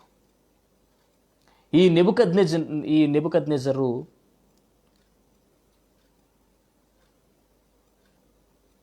చేసినటువంటి పని ఏమిటి అంటే, యూదా దేశం మీదకి దండెత్తి వచ్చి యూదులందరినీ కూడా బాధించి, అక్కడున్న ప్రదేశాలన్నీ కూడా నాశనం చేసి, కొంతమందిని చెరగా పట్టుకుని వెళ్ళిపోవడం మనం చూస్తూ ఉన్నాం. ఆ చెరగా వెళ్ళిపోయినటువంటి వారిలో దానియేలు, అలాగే షడ్రకు, మెషకు, అబెద్నెగోలు అనేటటువంటి ముగ్గురు కొంతమంది యువకులు అందులో ఉన్నట్టుగా మనం చదువుతూ ఉన్నాం దానియేలు గ్రంథంలో రాయబడినటువంటి మాటలు. అలా వెళ్ళిపోయిన తరువాత వాళ్ళు అక్కడ తర్ఫీదు పొందుతూ ఉన్నారు. అంత బాగానే ఉంది. అంటే బబులోని చెరలోనికి యూదా ప్రదేశం అంతా కూడా వెళ్ళిపోయింది. యూదులైనటువంటి వారందరూ కూడా బబులోని చెరలో ఉన్నారు. బబులోను రాజ్య పరిపాలన జరుగుతూ ఉంది. నెబుకద్నెజరు రాజుగా ఉన్నాడు. ఈ నెబుకద్నెజరుకు ఒకరోజు రాత్రి ఒక కల వచ్చింది.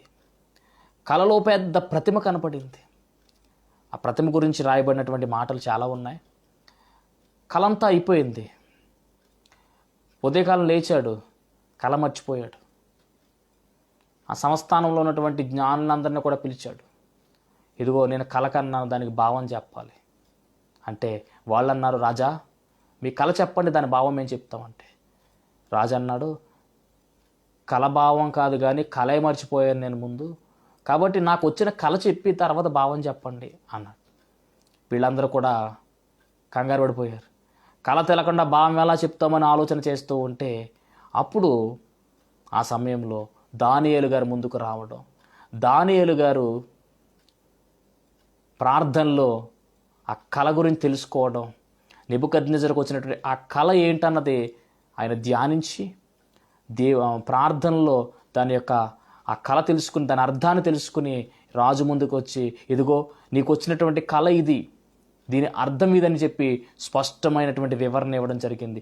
ఆ వివరణలో వచ్చినటువంటి ఆ కళ గురించి మనం చూసినట్లయితే కనుక ఈ రాజు కంట ఒక పెద్ద ప్రతిమ కనపడిందంట. రాజా, నీకు ఒక పెద్ద ప్రతిమ కనపడింది, భయంకరమైనటువంటి ప్రతిమ.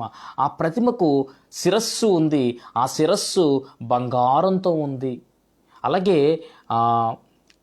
ఆ యొక్క ప్రతిమకు భుజాలు అలాగే రొమ్ము ఎలాగుందంటే వెండితో చేయబడి ఉంది. అలాగే మూడవదిగా ఆ యొక్క ప్రతిమ యొక్క ఉదరము తొడలు ఇత్తడితో చేయబడి ఉన్నాయి. అలాగే మోకాళ్ళు ఇనుముతో చేయబడి ఉన్నాయి.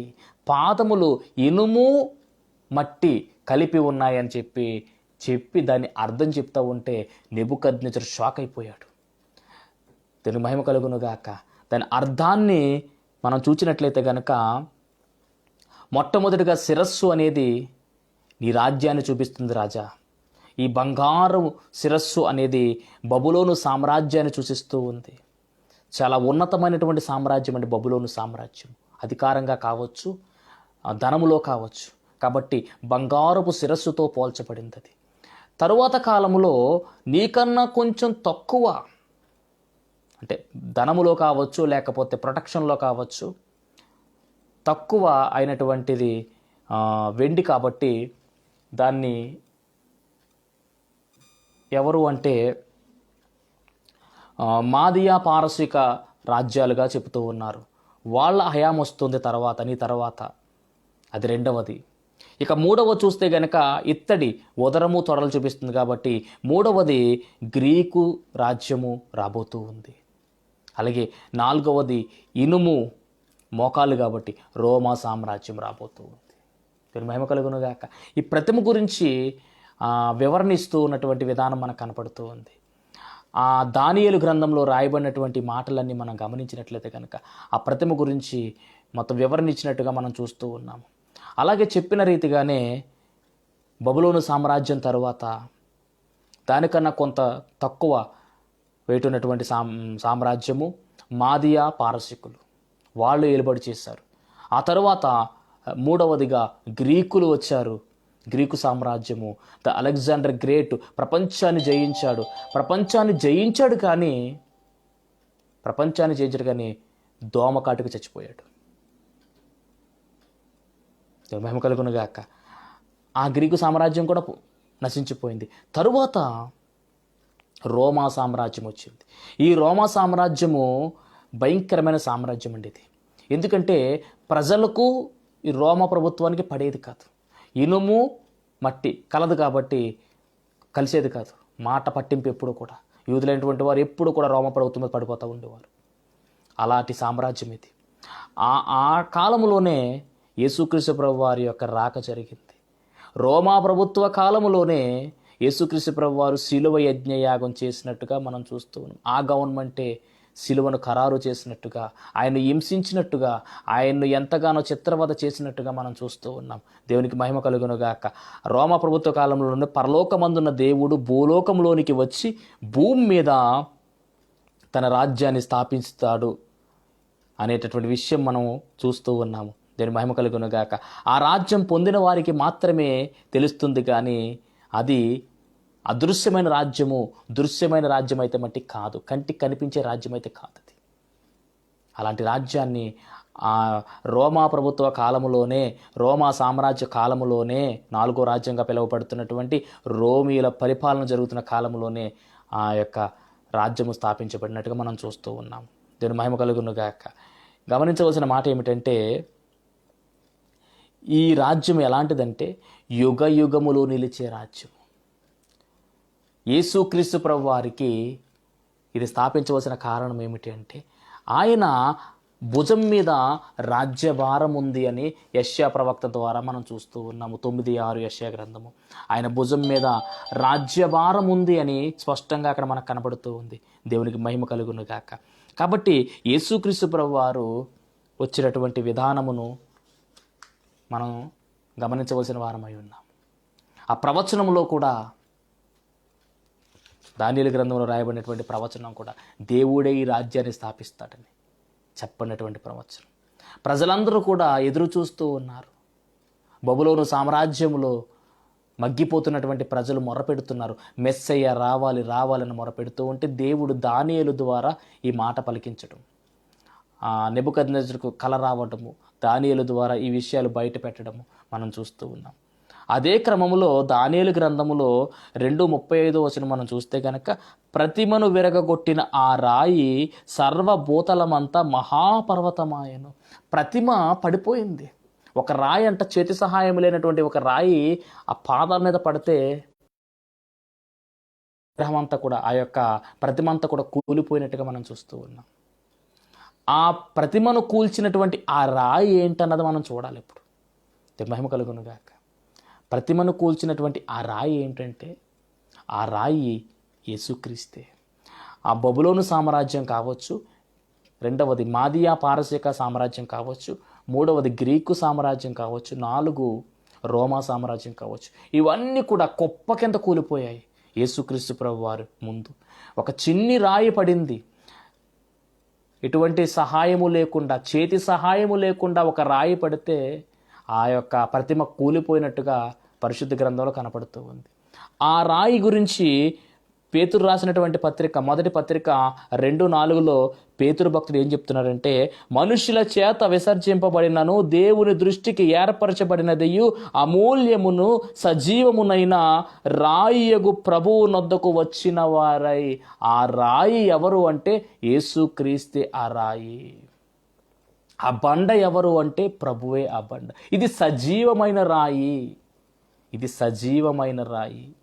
దీని మహిమ కలుగును గాక. వచ్చి ఆ ప్రతిమ మీద పడితే కూలిపోయింది. అంటే దేవుడు స్థాపిస్తున్నటువంటి రాజ్యము ఈ భూలోక రాజ్యాలను కూడా కబలింపు వేస్తుంది.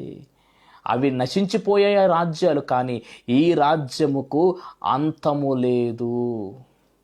తరతరాలు యుగ యుగాలు నిలిచేటటువంటి రాజ్యమే క్రీస్తు రాజ్యము, దేవుని రాజ్యము అనే విషయాన్ని మనము జ్ఞాపకం పెట్టుకోవాలి. యేసుక్రీస్తు ప్రభు వారు పరలోక రాజ్యము సమీపించింది, మారు మనస్సు పొందుడి అని ఆయన ప్రకటన చేస్తూ ఒక విషయాన్ని జ్ఞాపకం చేశాడు మనకు. అసలు ఇంత గొప్ప రాజ్యంలోనికి ఎలా ప్రవేశించాలి, నిత్య జీవము అని దానిలోకి ఎలా ప్రవేశించాలి అనే దాని గురించి మనం చూస్తే, దేవుని రాజ్యంలో ఎలా ప్రవేశించాలన్న దాని గురించి ఒక క్లారిటీ ఇస్తున్నాడు దేవుడు. దీని మహిమ కలుగును గాక. యోహాను సువార్త 3:3 యేసుక్రీస్తు ప్రభు వారి దగ్గరకు యూదుల అధికారి అయినటువంటి నికోదేము అనే వ్యక్తి వచ్చి మాట్లాడుతూ ఉన్నటువంటి సందర్భంలో నికోదేముతో దేవుడు చాలా అద్భుతమైన విషయాలు మాట్లాడారండి. ఎందుకంటే ఈ నికోదేము ధర్మశాస్త్రానుసారి, ధర్మశాస్త్రాన్ని బాగుగా ఎరిగినవాడు, ధర్మశాస్త్రాన్ని బోధించేవాడు, అన్ని విషయాలు కూడా తెలిసినవాడు. కాబట్టి అతనితో మాట్లాడుతున్నటువంటి విధానం చూస్తే యోహాను సువార్త 3:3 ఒకడు క్రొత్తగా జన్మించితేనే కానీ అతడు దేవుని రాజ్యమును చూడలేడు. అంటే దేవుని రాజ్యమును చూడాలంటే క్రొత్తగా జన్మించాలంట. చూడడానికి కొత్తగా జన్మించాలి. ఎందుకని ప్రవేశించడం వల్ల ఉంచడం, ముందు చూడాలంటే ఈ కన్నులు దేవుని రాజ్యాన్ని చూడాలంటే, ఇంతకు నేను చెప్పాను అదృశ్యమైన రాజ్యం ఇది. దేవుని రాజ్యాన్ని చూడాలంటే కొత్తగా జన్మించాలి. అలాగే కొత్తగా జన్మిస్తేనే కానీ అతడు దేవుని రాజ్యమును చూడలేడని నీతో నిశ్చయముగా చెప్పుచున్నాను. అలాగే యేసు ఇట్లా, నేను 5వ ఒకడు నీటి మూలముగాను ఆత్మ మూలముగాను జన్మించితేనే కానీ. ఇక్కడ ఈ మాట చెప్పాక నికోదేము అనుకున్నాడు, అదేంటి ముసలివాడు మళ్ళీ ఎలా జన్మిస్తాడో, మరి తల్లిగర్భంలో వెళ్తాడా అనే డౌట్ వచ్చేసింది. దానికి యేసుప్రభు అన్న మాట ఏమిటంటే, ఒకడు నీటి మూలముగాను ఆత్మ మూలముగాను 2 పనులు చెప్తూ ఉన్నారు. నీటి మూలముగాను ఆత్మ మూలముగాను జన్మిస్తేనే కానీ దేవుని రాజ్యములో ప్రవేశింపలేడు. అని నీతో నిశ్చయముగా చెప్పుచున్నాను. నికోదేముతో యేసుక్రీస్తు ప్రభువు వారు చెప్తున్న మాట ఏమిటంటే, క్రొత్తగా జన్మిస్తేనే కానీ ఆ యొక్క దేవుని రాజ్యాన్ని చూడలేరు. అదొకటి. చూడ్డానికి కొత్తగా జన్మించాలి. మరి ప్రవేశించాలంటే ఎలా జన్మించాలంటే నీటి మూలముగా జన్మించాలి. రెండవది ఆత్మ మూలముగా జన్మిస్తేనే, ఈ రెండు కార్యాలు జరిగితేనే కానీ పరలోక రాజ్యములో నువ్వన్నా నేనన్నా అడుగు పెట్టలేము. దేవుని రాజ్యములో అడుగు పెట్టాలంటే ఖచ్చితముగా ఈ రెండు కార్యాలు జరగాలి. అనగా నీటి మూలముగా మనము జన్మించాలి, అలాగే ఆత్మ మూలముగా మనము జన్మించాలి. కొంతమంది నీటి మూలముగా జన్మిస్తారు కానీ ఆత్మ మూలముగా జన్మించడం జరగట్లేదు. నీటి మూలముగా జన్మించడము, నీటి బాప్తిస్మము అయ్యగారి ద్వారా, పాస్టర్ గారి ద్వారా పొందుకుంటూ ఉన్నాం. మరి ఆత్మ మూలముగా ఎవరి ద్వారా మనం పొందుకుంటామంటే, ఈ ఆత్మ బాప్తిస్మం లేదా పరిశుద్ధాత్మ బాప్తిస్మం ఎవరిస్తారంటే ప్రభువే ఇస్తాడు. దేవుని మహిమ కలుగును గాక. స్పష్టముగా ఈ మాట కూడా ఉంది. ఈ మాట స్పష్టముగా ఉంది. కాబట్టి యేసుక్రీస్తు ప్రభువారు ఆయన ఇస్తాడు ఈ బాప్తిస్మం, ఆత్మ బాప్తిస్మం. అది కూడా మనం పొందుకోవాల్సిన వారమై ఉన్నాము. నీటి మూలముగాను ఆత్మ మూలముగాను జన్మించిన విధానం మనం చూస్తే, ప్రభువు అయిన యేసుక్రీస్తు వారిని మనం చూసుకుంటే కనుక, యేసయ్యను మనం చూస్తే ఆయన దైవ కుమారుడే కానీ మానవుడిగా ఉన్నాడు. కాబట్టి ఆయన నీటి మూలముగా జన్మించినట్టుగా మనం చూస్తూ ఉన్నాం. అనగా బాప్తిస్మ ఇచ్చి యోహాను దగ్గరికి వెళ్ళి బాప్తిజం పొందుకున్నటువంటి విధానం మనం చూస్తూ ఉన్నాం. యేసుక్రీస్తు ప్రభువారు నీటి మూలముగా జన్మించిన విధానం కనపడుతూ ఉంది అక్కడ. అంతేకాదు, ఎప్పుడైతే ఆయన బాప్తిజం పొందుకుని ఆ ఒడ్డు మీదకు వచ్చిన వెంటనే ఆకాశము తెరవబడింది, పరలోకములో నుంచి పావురం వచ్చి ఆయన మీద రాలింది పరిశుద్ధాత్మ దేవుడు. దేవుని మహిమ కలుగును గాక. అంటే నీటి బాప్తిజం పొందుకున్న వెంటనే ఆత్మ బాప్తిజం కూడా ఆయన పొందుకున్నాడు, మనకు మాదిరి చూపిస్తూ ఉన్నాడు. ఆయన పొందుకున్న విధముగా మనము కూడా పొందుకోవాలి. అందుకని ఒకడు నీటి మూలముగాను ఆత్మ మూలముగాను జన్మిస్తేనే కానీ పరలోక రాజ్యంలోనికి లేదా దేవుని రాజ్యంలోనికి చేర్చబడడు. ఆయన చేసి చూపించాడు. నీటి మూలముగా జన్మించాడు, అలాగే ఆత్మ మూలంగా కూడా జన్మించాడు. అభిషేకం కూడా జరిగిపోయింది, పరిశుద్ధాత్మ అభిషేకం. ఈయన నా ప్రియకుమారుని నేను ఆనందిస్తున్నాను దేవుడు సాక్ష్యం పలికేశాడు. ఇటు సాక్ష్యం నువ్వు పొందుకున్నావా? ఇటు బాప్తిసం నువ్వు పొందుకున్నావా? ఆత్మ బాప్తిసం పొందుకున్నావా? దేవుడి సాక్ష్యం నువ్వు పొందుకున్నావా లేదా? గమనించుకోవాల్సిన వారమై ఉన్నాం. కాబట్టి నీటి మూలముగా జన్మించటము, నీటి బాప్తిస్మము పాస్టర్ గారు ఇస్తూ ఉంటే, ఆత్మ మూలముగా ఇచ్చే బాప్తిసం క్రీస్తు వారు. అందుకని యోహాను అన్నమాట ఏంటో తెలుసా? నా వెనక వస్తున్నాడు నాకంటే గొప్పవాడు. నేను నీటితో మీకు బాప్తిసం ఇస్తున్నాను, కానీ నా వెనక వచ్చేవాడు అగ్నితో, ఆత్మతో బాప్తిసం ఇస్తాడని చెప్పి మార్కు సువార్త 7వ అధ్యాయం 8వ వచనంలో మనం చూస్తూ ఉన్నాం. మార్కు సువార్త 1వ అధ్యాయం 7, 8 వచనాల్లో మనకు కనపడుతున్నమాట అదే. దేవుని మహిమ కలుగును గాక. కాబట్టి ఇది ఎవరిస్తారు అంటే ప్రభువు అయిన యేసుక్రీస్తు వారు ఇస్తారనే మాట కూడా మనం చదువుకోవచ్చు. మార్కు సువార్త 1వ అధ్యాయము 7, 8 వచనాలు చదువుతాం.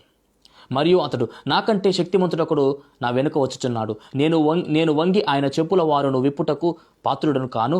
నేను నీళ్లలో మీకు బాప్తిస్మిచ్చి తిని కానీ ఆయన పరిశుద్ధాత్మతో మీకు బాప్తిస్మిచ్చునని చెప్పి ప్రకటించుచుండెను. ఎంత గొప్ప మాట అండి ఇది. అంటే ఆత్మ బాప్తిసం ఇచ్చేది ప్రభువే. కాబట్టి నీటి బాప్తిసం పొందుకున్న మనము ఆత్మ బాప్తిసం కూడా పొందుకుంటేనే పరలోక రాజ్యములో లేదా దేవుని రాజ్యములో అడుగు పెట్టగలము. ముడిపడినటువంటి అంశం ఇది. అలాగే యేసుక్రీస్తు ప్రభువారు రెండూ చేశారు. కాబట్టి ఆయన ఎలాగున్నాడంటే దేవునికి ఒక రాజ్యంగా ఉన్నాడంట. ఆయన దేవునికి మహిమ కలుగును గాక. యేసుక్రీస్తు ప్రభువారు దేవునికి ఒక రాజ్యంగా ఉన్నట్టుగా మనం చూస్తూ ఉన్నాం. ఎంత గొప్ప విషయం అండి ఇది, ఎంత గొప్ప విషయం ఇది.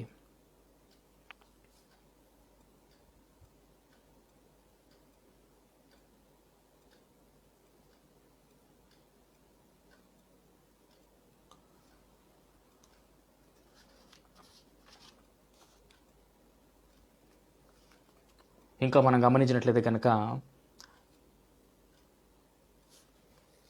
ఈ దేవుని రాజ్యం గురించి మనం చూస్తూ ఉన్నాము. దేవుని రాజ్యంలో ప్రవేశించాలంటే నీటి మూలముగా జన్మించాలి, ఆత్మ మూలంగా జన్మించాలి. ఇందులో ఎక్కడ రాజీ లేదు. యేసుక్రీస్తు ప్రభువు అదే పని చేశారు. కాబట్టి ఆయన ఎలాగ ఉన్నారంటే దేవునికి ఒక రాజ్యంగా ఉన్నట్టుగా మనం లేఖనం చూస్తూ ఉన్నాము.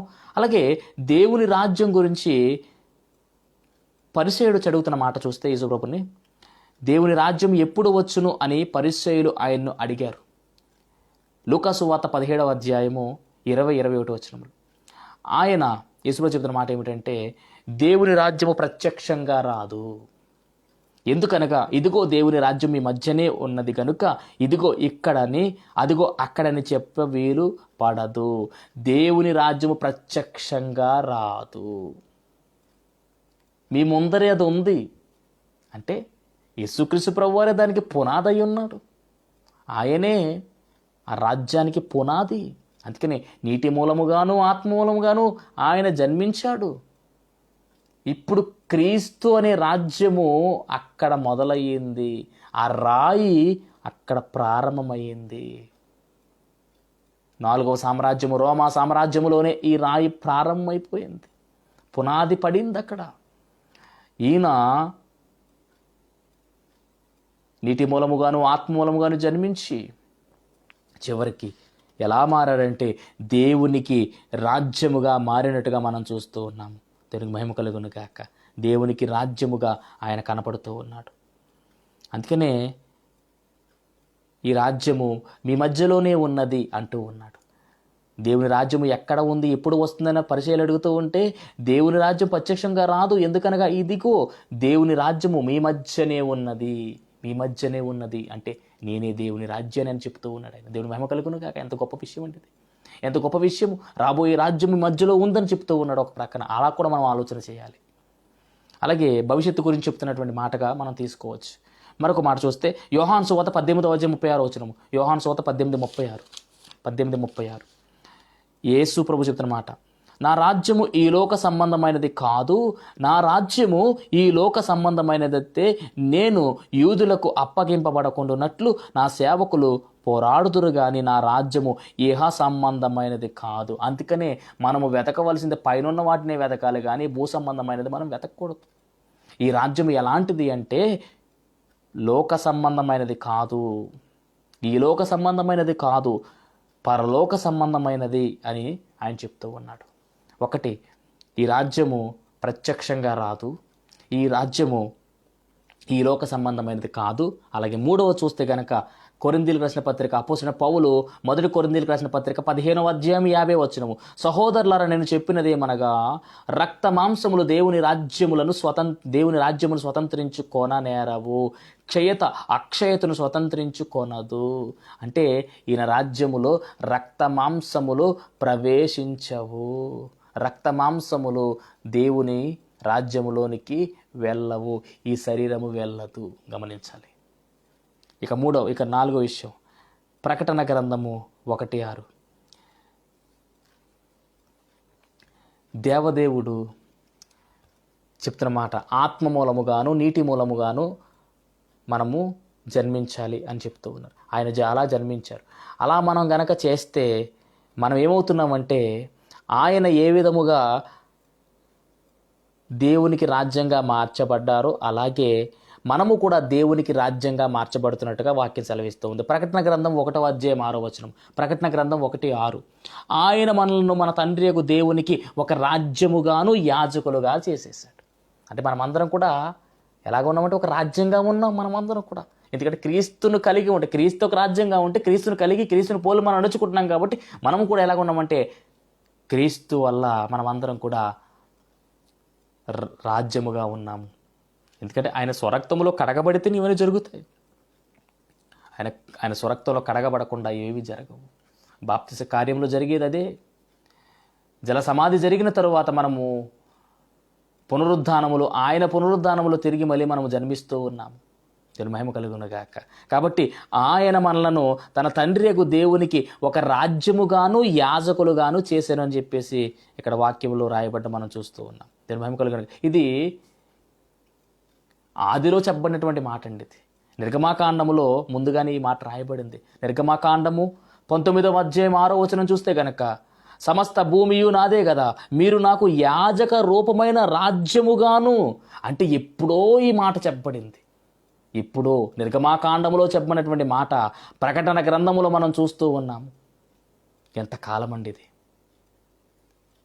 యేసుక్రీస్తు ప్రభువారి రాకకు ముందు చెప్పబడినటువంటి మాట. యాజక రూపమైన మీరు నాకు యాజక రూపమైన రాజ్యముగాను పరిశుద్ధమైన జనముగాను ఉందిరని చెప్పుము అని మోషే గారికి దేవుడు చెప్తున్నటువంటి ప్రజలకు తెలియచేయమంటూ ఉన్నాడు. ప్రజలందరూ ఎలాగున్నారంటే రాజ్యముగా ఉన్నారు. యాజక రూపమైన రాజ్యముగాను పరిశుద్ధమైన జనముగాను మీరు ఉంటారు అని ఆయన ముందుగా చెప్పడము, ఆ ప్రవచనమును దేవుడు చెబుతున్నట్టుగా మనం చూస్తూ ఉన్నాం. అది ప్రకటన గ్రంథంలో కనపడుతూ ఉంది. ఆయన మనలను తన తండ్రికి దేవునికి ఒక రాజ్యముగాను యాజకులుగాను చేశారు. ఎలా చేశారంటే యేసుక్రీస్తు ప్రభువు వారి యొక్క రక్తములో కడగబడడం ద్వారా చేశారు. ఆయన రక్తములో కడగబడకపోతే ఈ తతంగం జరగదు. నేను మహిమ కలుగును కాక. మరి ఇంతకీ రాజ్యం అంటున్నాం కదా, దేవుని రాజ్యం అంటున్నాం కదా, అది ఎప్పుడు స్థాపించబడింది? ఇది మన ప్రశ్న. అది ఎప్పుడు స్థాపించబడింది? దేవుని రాజ్యము ఎప్పుడు స్థాపించబడింది? భూలోకంలో ఉన్న రాజ్యాలు 4 రాజ్యాలు అంతమొందేశాయి. కానీ దేవుని రాజ్యము ఎప్పుడు స్థాపించబడింది అనే విషయాన్ని మనం చూస్తే కనుక, దేవుని రాజ్యం ఎప్పుడు స్థాపించబడింది అంటే పెంతెకోస్తు దినము రోజున ఇది స్థాపించబడినట్టుగా మనం చూస్తూ ఉన్నాం. దీని మహిమ కలుగును గాక. మరొక మాట చెప్తూ ఉన్నాను, జాగ్రత్తగా వినండి. అపోస్తలుడైన పౌలు 1 కొరింథీయులకు రాసిన పత్రిక 4వ అధ్యాయం 20వ వచనము.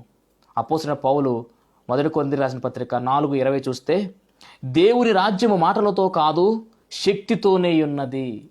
దేవుని రాజ్యం మాటలతో కాదు శక్తితోనే ఉన్నది. మరి పెంతెకోస్తు దినం రోజున ఏం జరిగింది? వీళ్ళందరూ కూడా నీటి ద్వారా కడగబడిన వారు, నీటి ద్వారా బాప్తిసం పొందుకున్నారు. ఇప్పుడు పెంతెకోస్తు దినం రోజున ఏం జరిగింది అంటే బలమైన ఆత్మ వారిని తాకడము, శక్తితో తాకడినట్టుగా మనం చూస్తూ ఉన్నాం. వాళ్ళందరూ కూడా ఆత్మను పొందుకుని అన్య భాషలో మాట్లాడినటువంటి విధానం కూడా మనము ఆ వాక్యంలో చూస్తూ ఉన్నాం. అపోస్తుల కార్య గ్రంథము చూసినట్లయితే కనుక అపోస్తుల కార్యాలు 2వ అధ్యాయములో జరిగినటువంటి ఆ కార్యము మహాబలముతో మహాశక్తితో జరిగినటువంటి కార్యం అది. అక్కడే రాజ్య స్థాపన జరిగింది. దేవుని మహిమ కలుగునుగాక. ఇది పొందుకున్న వారికే తప్ప మిగిలిన వారికి తెలియదు దీని విషయం. దీన్ని పొందుకుంటే తప్ప మిగిలిన వారికి తెలియదు. పెంతెకోస్తు పండుగ దినం వచ్చినప్పుడు అందరూ ఒకచోట కూడి ఉండిరి. అప్పుడు వేగముగా వీచు బలమైన గాలి వంటి యొక్క ధ్వని ఆకాశము నుండి అకస్మాత్తుగా రాగా వారు కూడి ఉన్న ఇల్లంతయు నిండెను. మరియు అగ్ని జ్వాలల వంటి నాలుకలు విభాగింపబడినట్టుగా వారికి కనబడి వారిలో ఒక్కొక్కని మీద రాలగా అందరూ ఆత్మతో పరిశుద్ధాత్మతో నిండిన వారై ఆ ఆత్మ వారికి వాక్శక్తి అనుగ్రహించిన కొలది అన్య భాషలతో మాట్లాడసాగిరి. ఎంత గొప్ప విషయం అండి ఇది. బలమైనటువంటి గాలి, గొప్ప ధ్వని ఆకాశము నుండి అకస్మాత్తుగా రాగా అంటూ ఉన్నారు. వాళ్ళందరూ కూడా ఆత్మతో నింపబడ్డారు. అందుకనే దేవుని రాజ్యము మాటలతో కాదు శక్తితోనే ఉన్నది. ఇక్కడ ప్రారంభమవుతూ ఉందండి దేవుని రాజ్యం. దేవుని మహిమ కలుగును కాక. ఈ పెంతెకోస్తు దినం రోజున మనం చూస్తూ ఉన్నాం మహాశక్తితో దేవుని ఆత్మతో కార్యము జరుగుతూ ఉంది. అందుకనే పేతురు గారు ఆ సమయంలో ఎంత బలంగా వాడబడ్డాడో. ప్రభువు ఎవరో నాకు తెలియదని బొంకినటువంటి పేతురు, పిరికివాడుగా ఉన్నటువంటి పేతురు ఒక్కసారిగా నిలవబడి మాట్లాడుతూ ఉంటే పరిశుద్ధాత్మ అభిషేకముతో పేతురు ఏమి మాట్లాడాలో ఆయనే మాట్లాడుతూ ఉంటే ఒక్కసారిగా 3,000 మంది రక్షణ పొందుకున్నారంటే ఎంత గొప్ప కార్యం అండి అది. ఈ కార్యం వెనుక ఉన్న మహాకార్యం కూడా మీకు చెప్తాను, జాగ్రత్తగా వినండి. పరలోకపు యొక్క తాళపు చెవి దేవుడు ఎవరికిచ్చారు?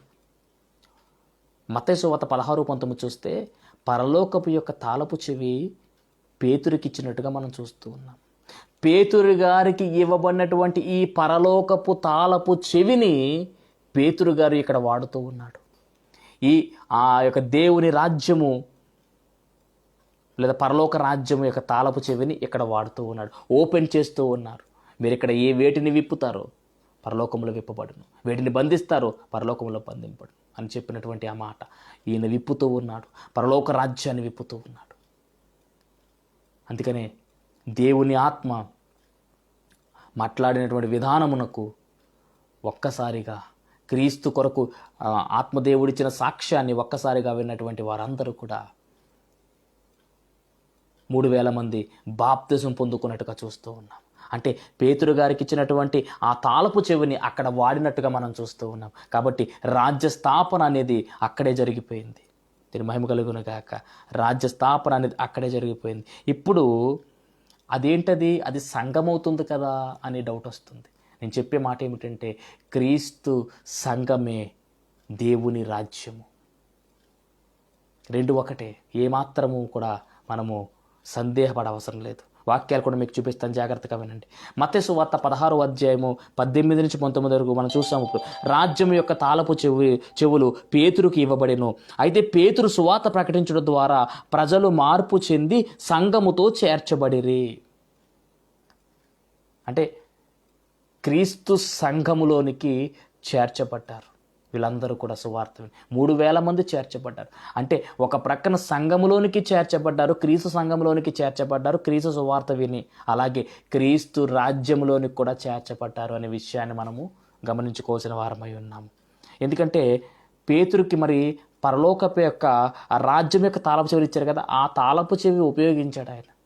ఉపయోగిస్తే వీళ్ళందరూ కూడా సంఘంలోనికి చేర్చబడ్డారు, అలాగే ఆయన రాజ్యంలోనికి కూడా చేర్చబడ్డారు.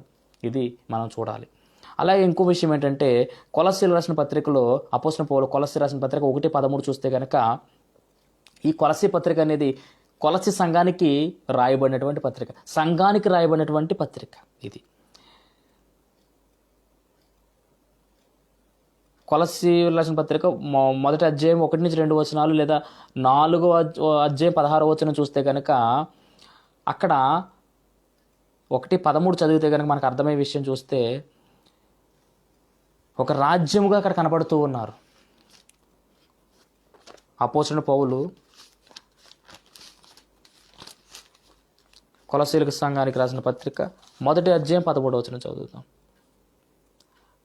ఆయన మనలను అంధకార సంబంధమైన అధికారములో నుండి విడుదల చేసి తాను ప్రేమించిన తన కుమారుని యొక్క రాజ్య నివాసులుగా చేసెను. రాజ్య నివాసులుగా చేసెను అని చెబుతూ ఉన్నారు ఇక్కడ. కానీ కొలసీ సంఘానికైతే పత్రిక రాయబడింది. అంటే సంఘమే రాజ్యముగా పిలువబడుతూ ఉంది. క్లారిటీ వచ్చింది కదా, దాని మహిమ కలుగును గాక. అంటే క్రీస్తు సంఘమే క్రీస్తు రాజ్యము, దేవుని రాజ్యము అనే విషయం. ఇది అదృశ్యమైనది, పొందిన వారికి తప్ప మిగిలిన వారికి ఇది చెందదు అని ఇందాక చెప్పిన మాటకు అర్థం ఇదే. దేవుని మహిమ కలుగును గాక. కాబట్టి ఇంకొక విషయం చూస్తే కనుక మత్తయి సువార్త 26-29 చూస్తే ప్రభు రాత్రి భోజనము రాజ్యమందున్నది అని రాయబడుతుంది. అంటే రాజ్యములో, ప్రభు రాజ్యములో ఏముందంటే భోజనము, ప్రభు రాత్రి భోజనము అనేది రాజ్యములో ఉన్నది. అలాగే ప్రభు రాత్రి భోజనము అనేది సంఘమందు కూడా ఉన్నది. ఇది కొరింథీ రాసిన పత్రిక, మొదటి కొరింథీ రాసిన పత్రిక 11వ అధ్యాయంలో రాయబడినటువంటి మాట, 20-27 వచనాల్లో. అంటే సంఘములో కూడా ప్రభు రాత్రి బల్ల ఉంది, అలాగే రాజ్యములో కూడా ప్రభు రాత్రి బల్ల ఉంది. ఇంకెక్కడ కన్ఫ్యూజ్ లేదు. అంటే సంఘమే రాజ్యము, సంఘమే దేవుని రాజ్యము లేదా పరలోక రాజ్యము. అలాగే సంఘమును ప్రభు తన స్వరక్తమిచ్చి సంపాదించాను అని అపోస్తుల కార్యాల్లో 20-28లో కనపడుతుంది. సంఘాన్ని దేవుడు తన స్వరక్తమిచ్చి సంపాదించాడు. అలాగే యేసు యొక్క రక్తము చేత కొనబడిన వారు రాజ్యమందు ఉన్నారు అని ప్రకటన గ్రంథం మనం చదువుకున్నాం కదా. అంటే తన స్వరక్తమిచ్చి సంపాదించిన సంఘం అయితే, అలాగే తన రక్తము చేత కొనబడిన వారు ఆ రాజ్యంలో ఉంటారు, పరలోక రాజ్యంలో ఉంటారు. అంటే రాజ్యమే సంఘము, క్రీస్తు సంఘమే క్రీస్తు రాజ్యము. అలాగే క్రీస్తు తన రాజ్యమునకు రాజయ్య ఉన్నాడని చెప్పి యోహాను సువార్త 18:36 రాయబడింది. క్రీస్తు తన సంఘమునకు శిరస్సు అయి ఉన్నాడని చెప్పి కొలస్సీ రాసిన పత్రిక 1:18లో రాయబడింది. సంఘానికి శిరస్సు క్రీస్తు, రాజ్యానికి రాజు క్రీస్తు. క్రీస్తు తన గొర్రెలకు కాపరి అయి ఉన్నాడని యోహాను సువార్త 10:11 రాయబడింది. అదే క్రీస్తు మనల్ని పరిపాలించేటటువంటి వాడుగా, కాపరిగా మనకు ఉన్నట్టుగా పరిశుద్ధ గ్రంథం చెప్తూ ఉంది. ఎంత గొప్ప ధన్యత అండి! క్రీస్తు సంఘమే క్రీస్తు రాజ్యము అనే విషయము కూడా ఒక క్లారిటీ మనకు వచ్చేసింది. దేవుని మహిమ కలుగును గాక. ఇప్పుడు అసలైనటువంటి విషయంలోకి వెళ్తూ ఉన్నాను. రాజ్యం గురించి మనం చూసాము, పరలోక రాజ్యం గురించి మనం చూసాము. దేవుని రాజ్యము పరలోక రాజ్యము రెండు ఒకటా కదా చూసాము. ఇప్పుడు పరలోక రాజ్యములోనికి వెళ్ళాలంటే ఏం చేయాలో కూడా మనము చూస్తూ ఉన్నాం. మరి యేసుక్రీస్తు ప్రభువారు ఆ ముందున్నటువంటి రాజ్యాలన్నిటిని కూడా పెకలించుకుంటూ ఒక రాయిగా ఆయన వచ్చి ఆ పాదముల మీద ఆ యొక్క ప్రతిమ యొక్క పాదముల మీద పడితే అది కుప్పకూలిపోయినట్టుగా మనం చూస్తున్నాం. అలాగే ఇంకొక మాట అక్కడ రాయబడి ఉంది. ఈ పడినటువంటి ఈ రాయి అంట భూతలమంతా విస్తరించిందని రాయబడింది. అంటే యేసుక్రీస్తు ప్రభువారి ఈ సంఘానికి పునాది, యేసుక్రీస్తు ప్రభువారి ఈ రాజ్యానికి పునాది. ఆ రాయి చిన్న చిన్నగా భూతలమంతా కూడా విస్తరించినట్టుగా పరిశుద్ధ గ్రంథంలో రాయబడింది. అంటే అంత పెద్ద సామ్రాజ్యము ఏర్పడుతూ ఉంది, అంత పెద్ద దేవుని రాజ్యము ఏర్పడుతూ ఉంది. ఈ రాజ్యము అంతము లేని రాజ్యము. ఈ రాజ్యము యుగ యుగములు నిలిచే రాజ్యము, అదే దేవుని రాజ్యము. మరి అలాంటి దేవుని రాజ్యములోనికి మనము వెళ్ళాలి, మనము ప్రవేశించాలంటే ఒకడు క్రొత్తగా జన్మిస్తేనే కానీ ఆ రాజ్యాన్ని చూడలేడు. మరి ఎలా జన్మించాలంటే నీటి మూలముగాను ఆత్మ మూలముగాను జన్మిస్తేనే కానీ ఆ రాజ్యములో అడుగు పెట్టలేడు అని దేవుడు స్పష్టంగా చెప్పడం మనం చూస్తూ ఉన్నాం. దేవుని మహిమ కలుగును గాక. అలాగే ఈ రాజ్యం ఎప్పుడు స్థాపించబడిందంటే పెంతెకోస్తు దినము రోజున స్థాపించబడిపోయింది.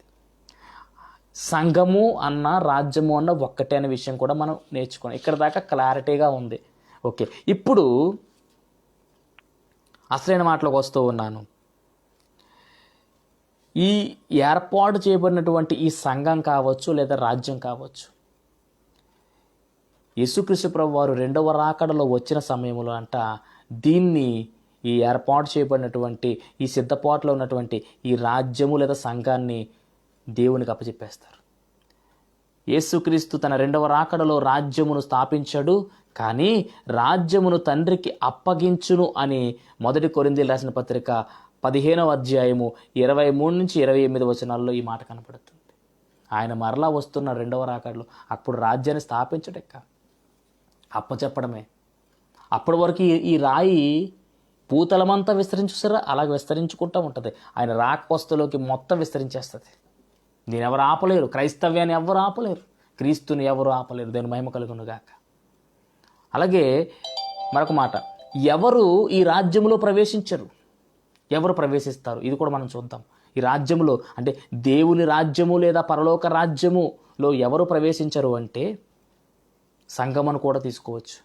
1 కొరింథీయులకు రాసిన పత్రిక అపోస్తలుడైన పౌలు కొరింథీ సంఘానికి రాసినటువంటి 1 పత్రిక 6వ అధ్యాయము 9-10 వచనాలు.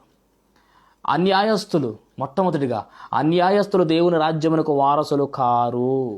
కాబట్టి నీలో అన్యాయం ఉందా, జాగ్రత్త. అన్యాయస్తులైతే దేవుని ఆ యొక్క రాజ్యంలోనికి వారసులే కారని చెప్తూ ఉన్నారు. రెండోది, మోసపోకుడి, జారులైనను విగ్రహారాధకులైనను వ్యభిచారులైనను ఆడంగితనము గలవారైనను పురుష సంయోగులైనను దొంగలైనను లోబులైనను త్రాగుబోతులైనను దోషకులైనను దోచుకుని వారైనను అనగా దొంగలు దేవుని రాజ్యములో వారసులు కారు. వీళ్ళెవరు కూడా దేవుని రాజ్యానికి వారసు కారు. ఎందుకంటే దేవుని రాజ్యము ఎంత గొప్పదో, ఎంత మహోన్నతమైనదో, దానిలోనికి ప్రవేశించాలంటే కొత్తగా జన్మించాలి, నూతన సృష్టిగా ఉండాలి, నూతనత్వము నీలో ఉండాలి, మారు మనసు పొందుకోమని ముందుగానే చెబుతూ ఉన్నాడు. దేవుని రాజ్యము సమీపించి ఉన్నది కాబట్టి మారు మనసు పొందుకోండి అని చెప్పి ఆయన చెబుతూ ఉన్నాడు. మరి ఇవన్నీ, ఈ లక్షణాలన్నీ కూడా మొదట్లో ఉన్నాయి మనలో. కానీ వీటిని మనం ఏం చేయాలంటే విడిచిపెట్టేయాలి, వీటిని దహించి వేసేయాలి, వీటిని చంపేయాలి. ఇవి ఉండకూడదు మనలో. ఇవి ఉంటే మనము దేవుని రాజ్యంలో చేరలేమని స్పష్టంగా చెప్పేస్తూ ఉన్నారు. మొట్టమొదటిగా అన్యాయస్తులు, అన్యాయం మనలో ఉండకూడదు. దేవుడు న్యాయవంతుడు కాబట్టి న్యాయమే మనం చూడాలి, అన్యాయాన్ని మనం చూటివ్వకూడదు. అలా ఇస్తే కనుక ఆ దేవుని రాజ్యంలో మనం అడుగు పెట్టలేం. తర్వాత రెండవది, ప్రకటన గ్రంథం గలతీయులకు రాసిన పత్రిక అపోస్తలుడైన పౌలు గలతీయులకు రాసిన పత్రిక ఒకసారి చదువుదాం. 5వ అధ్యాయము 5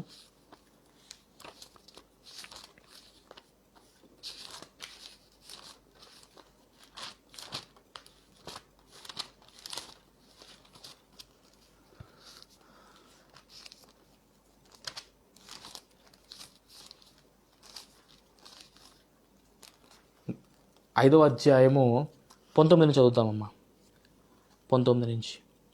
శరీర కార్యములు స్పష్టమై ఉన్నవి, అవేవనగా జారత్వము, అపవిత్రత, కాముకత్వము, విగ్రహారాధన, అవిచారము, ద్వేషములు, కలహము, మత్సరములు, క్రోధములు, కక్షలు, భేదములు, విమతములు, అసూయలు, మత్తతులు, అల్లరితో కూడిన ఆటపాటలు మొదలైన వీటిని గూర్చి నేను మునుపు చెప్పిన ప్రకారం ఇట్టి వాటిని చేయువారు దేవుని రాజ్యమును స్వతంత్రించుకొనరని మీతో నిశ్చయముగా స్పష్టముగా చెప్పుచున్నాను. ఇవి ఉంటే గనక దేవుని రాజ్యం మనం స్వతంత్రించుకోలేము. ఇవన్నీ కూడా ఉండకూడదు. వీటిని మనం ఏం చేయాలంటే తీసేయాలి. ఇట్టి వాటికి విరోధమైన నియమం ఏదియూ లేదు. క్రీస్తు యేసు సంబంధులు శరీరమును దాని ఇచ్చలతోనూ దురాశలతోనూ సిలువ వేసి ఉన్నారు. కాబట్టి సిలువ వేసేయాలి వీటికి. అలాగే ప్రకటన గ్రంథంలో కూడా కొన్ని రాయబడి ఉన్నాయి. ప్రకటన గ్రంథం 21:8 పిరికి వారును, అవిశ్వాసులను, అసహ్యులను, నరహంతకులను, వ్యభిచారులను, మాంత్రికులను, విగ్రహారాధకులను, అబద్ధికులందరూ అగ్ని గంధకములతో మండు గుండములో పాలు పొందుదురు. ఇది 2వ మరణం. అలాగే ప్రకటన గ్రంథం 22:15 కుక్కలను, మాంత్రికులను, వ్యభిచారులను, నరహంతకులను, విగ్రహారాధకులను, అబద్ధమును ప్రేమించు జరిగించు ప్రతి వాడును వెలుపడనుందరు, లోపలికి రారు. దేవుని రాజ్యంలోకి ప్రవేశం లేదు. కాబట్టి ఇటు లక్షణాలు ఉంటే కనుక వాటిని మనం ఏం చేయాలంటే తీసివేయాలి. దేవుని రాజ్యం మహోన్నతమైన రాజ్యము. ఆ రాజ్యములో దేవుడే ఏలుతూ ఉన్నాడు. ఆయన రాజుగా ఉన్నాడు. మనమందరము కూడా ఆయన రాజ్యముగా ఉన్నాము. మరి అలాంటి రాజ్యములో మనం ప్రవేశించాలంటే ఎంత జాగ్రత్తగా ఉండాలి. కాబట్టి ఇలాంటి లక్షణాలు ఉంటే ఆయన రాజ్యంలో మనం ప్రవేశించలేము. అలాంటి లక్షణాలు ఉండకుండా చూసుకుని ఆయన రక్తములో కడగబడితే మనం అందరం కూడా ఆయనకు రాజ్యముగాను యాజకులుగాను మార్చబడిన వారం అవుతూ ఉన్నాం. దేవునికి మహిమ కలుగునుగాక. మరి ఎవరు పరలోక రాజ్యాన్ని స్వతంత్రించుకుంటారు అన్నది కూడా మనం చూసి ముగించుకుందాం. ఎవరు స్వతంత్రించుకుంటారంటే మత్తయి సువార్త 5:3 చూసినట్లయితే కనుక ఆత్మ విషయమై దీనులైన వారు ధన్యులు, పరలోక రాజ్యము వారిది అని రాయబడింది. అంటే ఆత్మ విషయమై మనము దీనత్వములో ఉండాలి. తను తగ్గించుకున్నవాడు హెచ్చింపబడును అని ఒక సూత్రం ఉంది. తాను హెచ్చించుకున్నవాడు తగ్గింపబడును సూత్రం ఉంది. కాబట్టి మనం ఎప్పుడు కూడా దీనులుగా ఉండాలి. దీనత్వము అనేటువంటి వస్త్రం మనం ధరించుకోవాలి. మనము దీనులమైపోవాలి. దీనత్వము కలిగి ఉండాలి. దీనత్వము అనేటటువంటి తత్వము మనలో ఉంటే మనమందరము కూడా పరలోక రాజ్యములోనికి వారసులుగా చేర్చబడతాం. అలాగే నీతి నిమిత్తం హింసించబడువారు ధన్యులు, పరలోక రాజ్యం వారిది. ఇది కూడా మత్తయి సువార్త 5లో ఉంది.